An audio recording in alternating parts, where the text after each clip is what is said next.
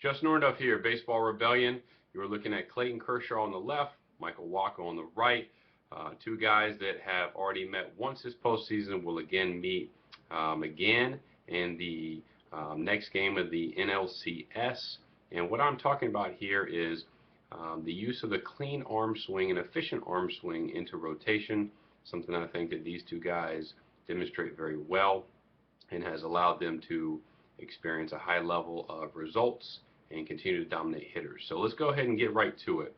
Now, what I'm talking about is here, I got both these guys synced up, and we're going to look at how they both bring the ball out of the glove, okay, is initially moving into the arm swing.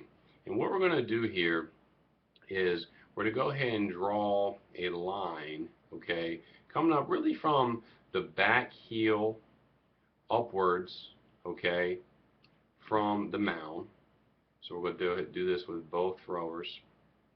And what we want to try to see as both guys move into rotation, does this arm really get behind their back? Now the camera angles are a little bit different. They're slightly angled, so there will be a degree of variability here, but we can start inferring a few things, okay?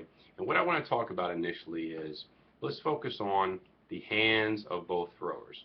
So as they bring the hand out of the glove, you'll see here with Wacha, his hand is over the baseball. Same thing with Kershaw, okay? Now, the biggest thing here that I discussed in the video above about the arm swing is we want to try to keep the elbow, the hand, relatively in this plane here of the body. So I drew this line because we want to make sure that, you know, most of the arm action in the back, this arm swing, is occurring on the inside part of this line, okay? And what you'll see is here, you know, Wacha probably gets his hands maybe a little bit far, but in relationship to where his shoulder is, it's pretty good, okay? Kershaw's probably a little bit better here at keeping his arm swing in the plane, but both guys get into a great position as they begin to accelerate, okay?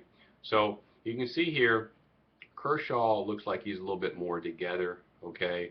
Wacha here, he's kind of straight down, but as the body's moving and it starts to move into acceleration, you'll notice that really both guys' elbows are below the shoulder, okay? So we can check them here, and really this sets them up to deliver the baseball from a really supported and healthy position, okay? So you'll see that the hand is still facing towards first base for Kershaw, third base for Wacha. Now, one thing that they both do very well is as they are beginning to move into rotation here, if we go from this frame, you'll notice they start to use a degree of thoracic extension where you'll see the back arch to start to prepare the body to get into rotation. Now this is extremely valuable in terms of how the arm swing can be best utilized into rotation. So if it stays in these planes here, which I've outlined with this line, then it allows them the greatest opportunity to rotate the arm freely into rotation. So if we look at this position here, okay, which is relatively the same position for each thrower, you'll notice from here, okay, where the relationship is with the hand and the elbow, okay, and then from here as they begin to rotate. So as the hips, concentrate on the hips, as the hip rotates, you'll see the arm go kind of into this vertical position, all right? And this is what we really want to achieve as the thrower is going into thoracic extension and rotating towards delivering the baseball, okay?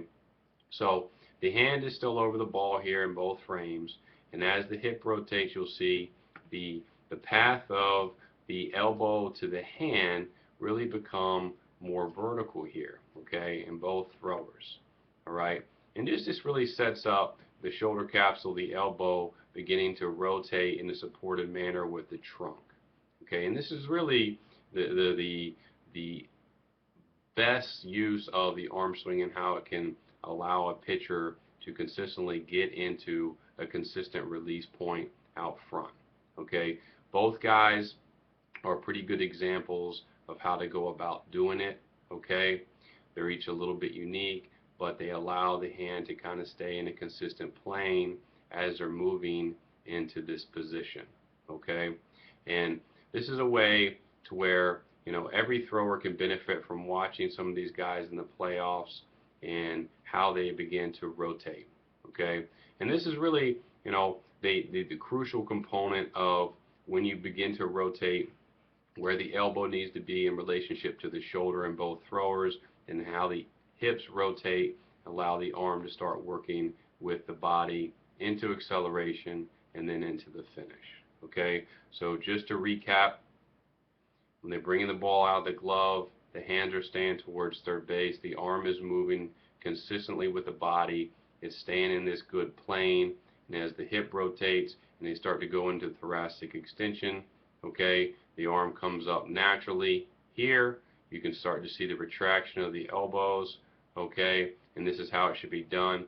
The elbow shouldn't be getting into this position without the use of the thoracic extension. So just to clarify that point, you can see how both throwers here, their arms fairly extended, and then if you start to look at the arching of the back as they prepare to move, then the elbow goes into retraction, and this is kind of the proper use of how the body should function.